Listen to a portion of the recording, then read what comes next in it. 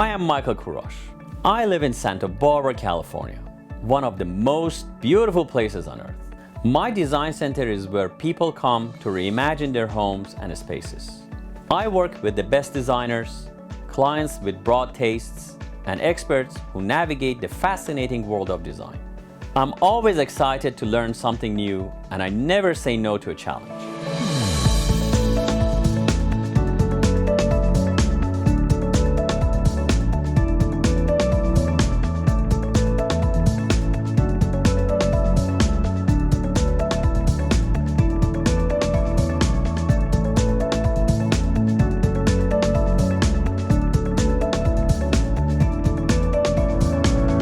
This is Design Santa Barbara.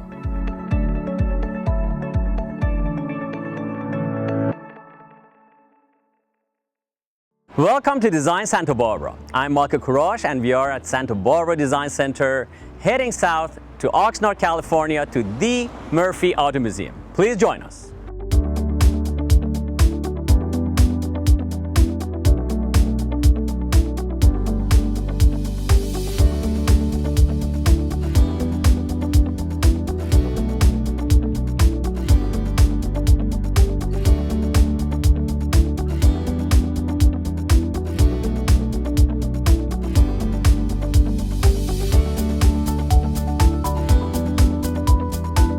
David, thank you for having us today at the Murphy AutoMuseum. It's a beautiful place. I didn't expect it to be here, and it's beautiful. Well, thank you very much. You're one of our first celebrity guests we've had here since we've moved. We moved in September of 2019. Of course, if anybody reads the paper, they know that the world was shut down for about a year. We're no exception, but we reopened in April of this year. And we're glad to have the crowds back, and we're glad to be talking to folks about the Murphy AutoMuseum. It smells very fresh. So tell us a little bit about your museum. Well, no good car museum would smell fresh if it didn't have a little bit of oil and gas. And so this one certainly has that. But the Murphy AutoMuseum was founded in 2002 by a guy named Dr. Daniel Murphy. He gave up the running of the foundation at the end of 2013, and so I took over in January of 2014. And we are at a long-standing location for many years, but moved to this location about 2 miles away. The building is a little newer, the area of town's a little nicer. We have had to reduce our collection by about half, but the cars that are here are all really nice, very beautiful, and we like to see people come in here and then leave with smiles on their face. And if how it's been going since April is any indication, then we're doing our job just fine. I look forward to that, and I want to see what you have in there. Sure. But now we are at the front entrance, and this is a Mach 1 Mustang, and looks amazing. Tell us a little bit about this one. So this car is owned by private collectors. Most of the cars in here are owned by private collectors, but this one is so special because it's a family car. It's a son and his father restored it. The father has since passed away. The son has gone off to medical school, but it's a 71 Mach 1 Mustang. And there's any James Bond fans out there? James Bond? They know that Sean Connery and Jill St. John, Diamonds Are Forever, this was the iconic car in that movie that's going down Fremont Street in Las Vegas. And it is such a stunning car, both in the color and in the provenance, that we decided to put it right up front. So it's the first car that people see when they enter the doors of our museum. Beautiful. Amazing. The engine is amazing. So now, I hear you have something else to show us. Well, let's go this way. Love to. After you.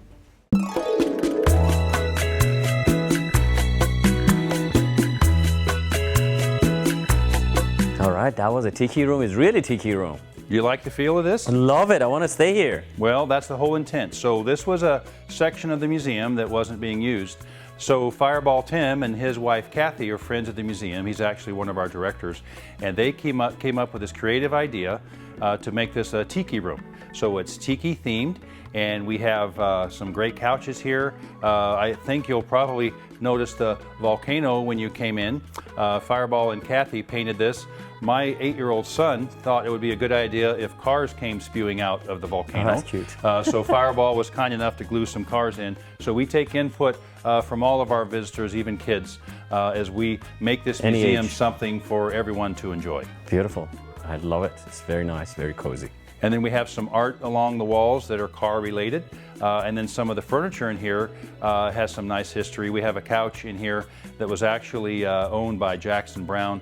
It came to us through one of his sound engineer friends in Malibu, and now that's part of our experience. So folks can come in here and relax and sit on Jackson Browne's couch. I feel like it. So what are these? They look like some of them are signed. Yeah, so these are different types of art that we have, all car related.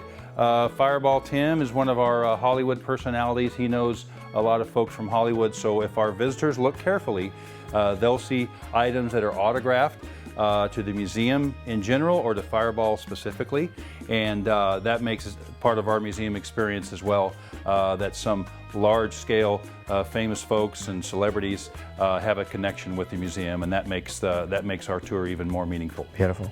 All right, let's go to the next room. Okay, let's go. Okay, so we're small, but we're whimsical. So we try to You're not small, you're very tall. I'm 5'18". Let's oh my goodness, let's not be deceived. So, but one of the things we try to do is make use of every square foot of space we have in here.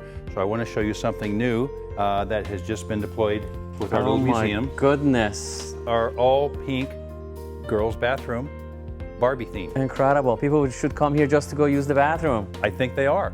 We have people wanting to come and just see the bathroom, and I'll tell you, the ladies, the girls love the Barbie bathroom. Oh, you could have a party in there. But we don't want the boys to be left out. Oh, so next up, I'm going to show you what we have for the boys. All right, let's see.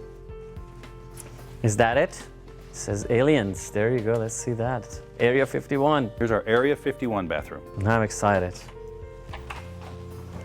I hope you like green. Oh, holy moly. Look at this. We even have a little green alien back there who's able to help you should you need any attending in the bathroom. This is the most fun bathroom I've ever seen. I just worried that people are going to get beamed up to someplace, so just have to do your business, get in and out. You should put a timer in it. All right. So what is next? Okay, now I want to stroll through time and show you our vintage camping, our vintage Americana, our vintage accessories. We have a lot of things in our collection that we've put out, and it's like a stroll down memory lane. So let's go take a look at that. Beautiful. So that has been wonderful and exciting. Looking forward to it. We'll be back right after the break.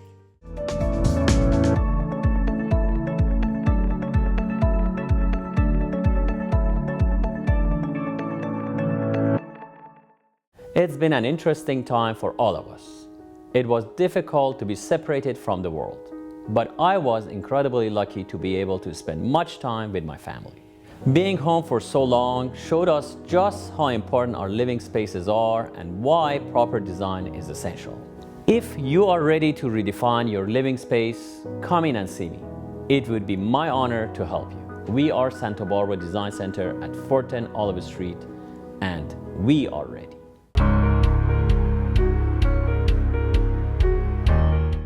This week on Michael's Minute, we're gonna be talking about my favorite subject, rugs. Every designer will tell you to start from the rug up. It's the key. We have personally curated a rug collection of thousands, and with over 100 combined years of design experience, we can help you find the perfect rug for your space.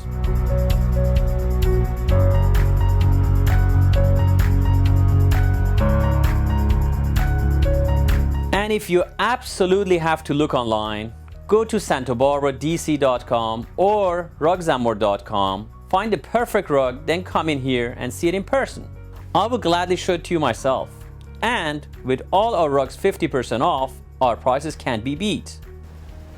Come into 410 Olive Street and let us help you find your rug.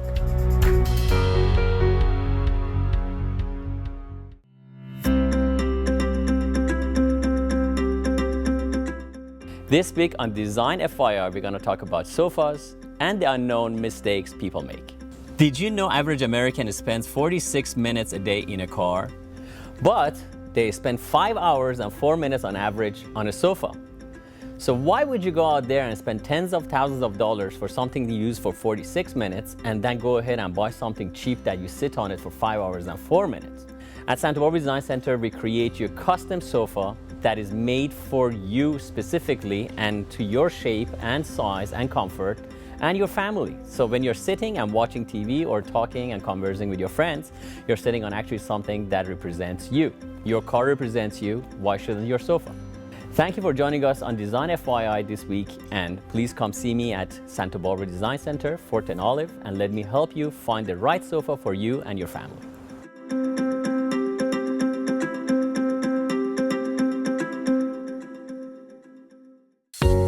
We live in one of the most beautiful locations in the world. I've raised my kids here. I love it here. What we offer at Santa Barbara Design Center isn't just furniture.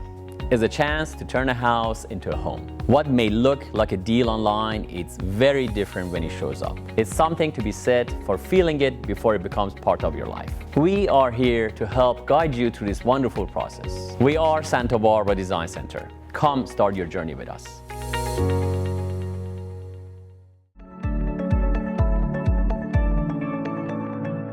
Welcome back to Design Santa Barbara. Today we are at the Murphy AutoMuseum with David, and I understand you have a beautiful Americana collection here. Yes, thank you. Tell us about it. So we have a large collection of Americana, Petroliana, and vintage camping.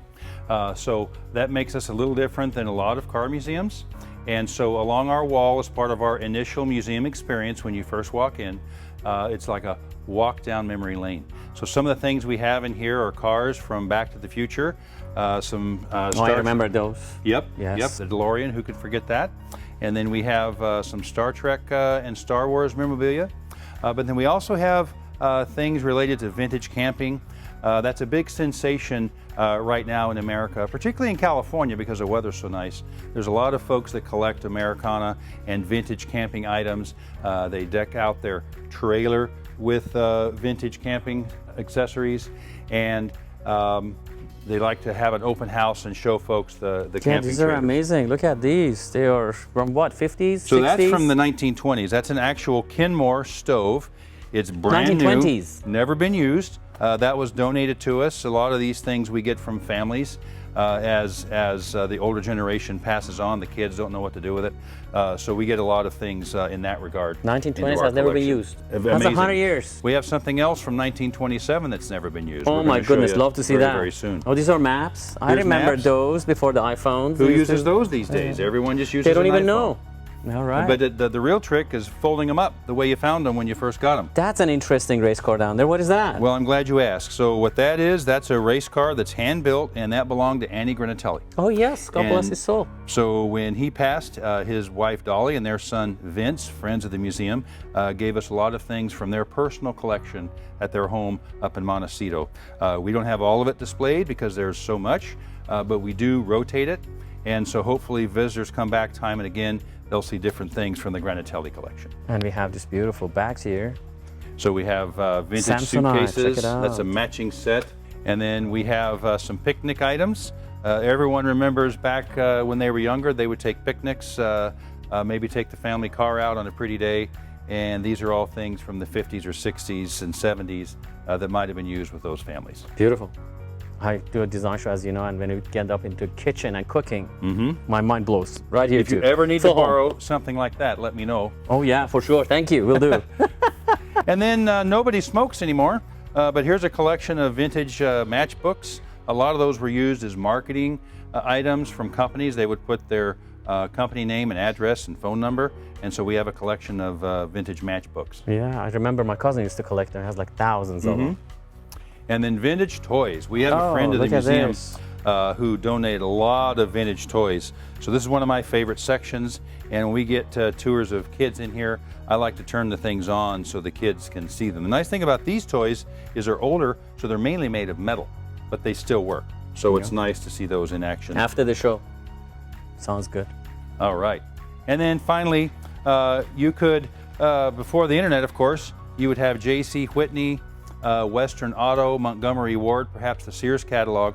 You could order accessories for your car, and then you would clip out the coupon. You would write in what you wanted, send in a check, and then they would send it to you a few weeks later. And these are all items that you would order from those types of Accessories. companies. Yes. Awesome. So now we get to the end of this section. Now we're going to go into the museum and see some of our amazing cars that we have. And I have a very, very special car I want to show you. I'm excited. I guess this is the big surprise you're telling me. Yeah, This is indeed a big surprise, my friend. It's an amazing thing. we're very fortunate to have this in our museum. Before I tell your audience who the car belongs to, I'll set it up to say that I got a call one evening from somebody who knows that we store cars here, and they said, you should call this person. Her name is Cleo. She would like to talk to you about storing her car. So I called the phone number and I got voicemail. It said, Shelby residence, please leave a message. So I did. She called back about 20 minutes later, told me the story that this car was in the basement of the Peterson, and that she would like to come up and view our museum to see if it would be proper to have that car here. Very short conversation. I Googled it afterward to see who Cleo Shelby is, and I found out who she was. So she was the last wife of Carroll Shelby before he passed away. And she came the following Sunday with her daughter. They toured the museum. They said, we really think our car would have a better home here because our museum is more interactive. Folks can come up close to the cars. That's kind of unique to us. Not all museums are that way. So in November of 2020, the car came up on a flatbed. We've worked with a Rolls-Royce mechanic to get it starting and stopping. It does that now. And I'm glad to say that the Montecito Motor Classic coming up, we're going to have this car in the Montecito Motor Classic, and Cleo Shelby is going to be part of the experience where she's going to come up and be near the car. So now, world famous Shelby used to drive this. He did. This is a 1931 Rolls-Royce P1 Phantom. It was actually an ambulance during World War II, and after the war it was shipped to the States and it was rebodied as a boat tail speedster. This car sold at auction in Texas in the mid-1990s. That's when the Shelby family bought it. Carroll Shelby was actually driving this car around Los Angeles quite a bit, and it's astonishing because he was a tall guy. I'm 6'6", and I can't fit in this car. It's just too small in the cabin. So luckily we have some faithful docents who volunteered to drive the car. Oh, I can drive it. I'm sure you I can fit in there. sure you would. And so we actually have had a class with the Rolls-Royce mechanic who taught us how to get this car going. So it's a real joy to have this car in our museum, and it's stunningly beautiful. It's amazing. I have not seen anything. There is one more Rolls-Royce that the Maharaja used to own. They used to take it a couple of times, I think, to the Montecito. That thing is like out of this world, but this is unbelievable. I think they make a new one of the boat tail just very recently. Yes, I think there's one they made. Yes. It's like $18 million or something like but that. to have a 1931 that's in this good a condition, you know, it's the perfect meeting of metal, wood, and leather. It's just exquisite in the materials they used for this vehicle. And once it's warm, it's just, you can barely hear it run. It's just this a is real worth test. the visit of your museum. I haven't seen much Thank of you. it, but this is worth it. Come here and look at this car, and you can get close to it. Don't touch it, but you can get close to it. All right. So, can we go anywhere else? Well, Do you I have think any more we should surprises? go look for some of the things I have to show you that I think you'll really enjoy. I'm enjoying it already. All Let's right. go.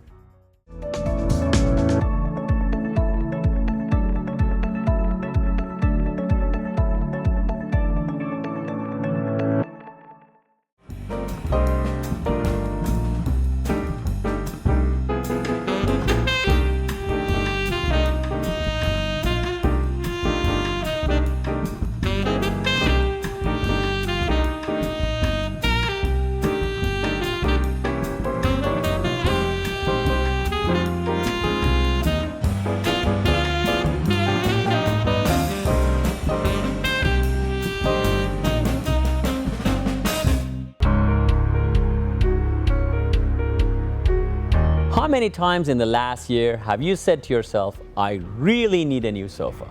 Spending so much time at home lately, you deserve the most comfortable furniture. At Santa Barbara Design Center's massive showroom, we have numerous selections of sofas and sectionals that you can take home today. Or we can custom build your dream sofa. We make the most comfortable and stylish sofas and sectionals in the industry today. Just ask the top designers in Santa Barbara.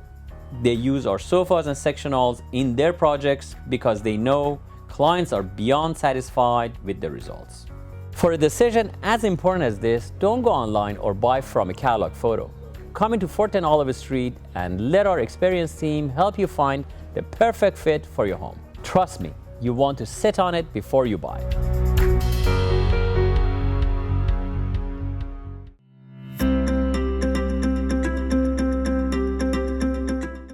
Today on Design FYI, we're going to talk about what not to buy when you're going shopping for rugs. Most big outlets or national chains, they sell nowadays hand-tufted rugs. This sounds like it's hand knotted, it's done by hand, but actually they are not.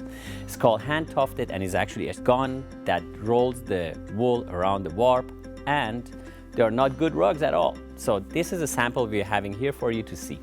Anything that has a backing like this, flip your rugs over at home, see if it has a backing, is absolutely not good. So what it does is it hides what they did below this thing, which is a latex glue, which actually is toxin. And if you have got any rugs over the net, I hate to say it, over the net, because it's easy to sell and they're inexpensive, you buy these things over the internet.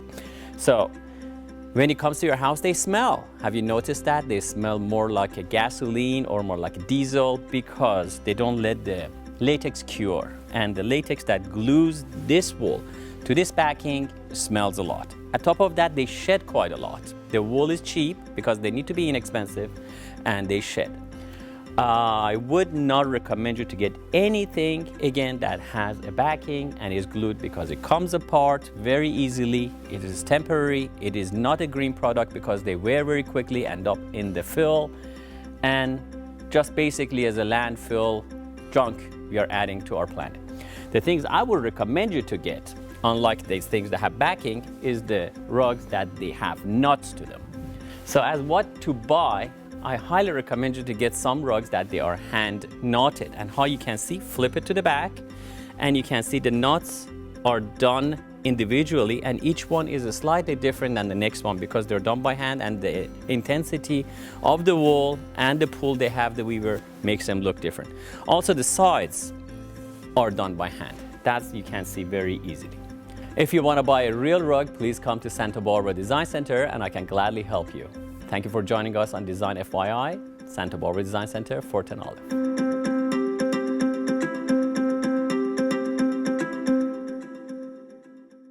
My grandfather taught me about the beauty of the rugs. Each one tells a story. Story about the person who wove it, the person who bought it, the person who inherits it, the person who treasures it. It's amazing how simply looking at an object can bring you back to a different place and time, or remind you of someone you love. At Santa Barbara Design Center, we want to help you find a rug that will travel through time with your family for generations to come. Visit us at 410 Olive Street and find your treasure today.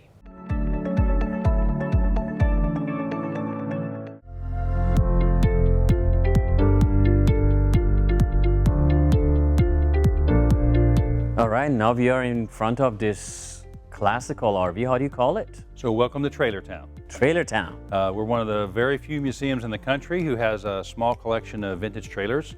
And what you're standing in front of is a 1948 Studebaker 2-ton truck that has a camper that was put on it in the late 1960s. We just received it as a donation by the second owner, who had it about 50 years. And this is an amazing article. It's the only one in the world that we know exists out there. So it's a modern running gear. It's a modern Chevrolet engine, but the interior of the truck is original Studebaker, but the camper itself has been updated. It has mahogany wood, it has tile. It actually has a wood burning stove to keep you warm in the wintertime. And one of my favorite features is right up here. This is actually a gravity feed water system. So you can have water while you're out camping, but you have to make sure you fill it up at home before you leave. Otherwise, you're not going to be having any water, but it's gravity fed. So it's a very, very nice addition to our collection, and we're glad that it lives here at the Murphy I didn't really know they made campers that old. I mean, we are talking like 70 years ago almost. Wow. And we actually have had this out a couple of times already. We're going to have it out about 3 more times in 2021 that we know of, because we want to take it out into the public for people to enjoy. So it's already been as far south as Orange County, and it's going to spend a lot of time in Santa Barbara County in the fall. Is there any way you can show us the inside of it? Let's go. Let's take a look.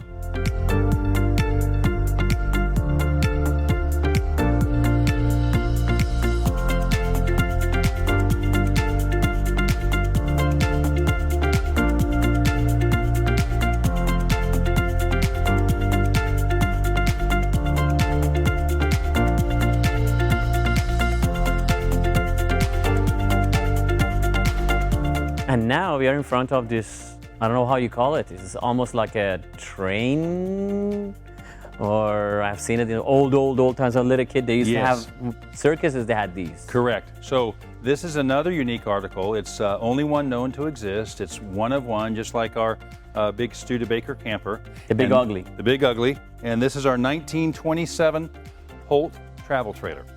This is a home-built travel trailer by a guy, last name of Holt, in Pennsylvania. He decided he was going to start making these and selling them. He started in 1927, but what happened in 1929 in America was the big stock market crash, and so his market was gone, and he only made one. It stayed on his farm for many, many years. In the 1960s, the grandchildren remember playing with it as a playhouse, and in the early 2000s, they had sold the property. This was pulled out of the barn to do some cleaning. A trailer enthusiast was driving by, saw it, asked if it was for sale, bought it, shipped it out to California, restored it, and then he donated the trailer to us. So this is the oldest travel trailer known to exist that's never been used. It's never been camped in, it's never been trailered. It's always been flatbedded to where it goes. But I want to show you inside because it's like walking into a 1920s speakeasy. This is so interesting. Furniture and fixtures in there. And as you mentioned when we first started having the conversation, it's like a train car. And in the back we have a vestibule. So it's beautiful. Let's go take a look. Let's check it out, my friend.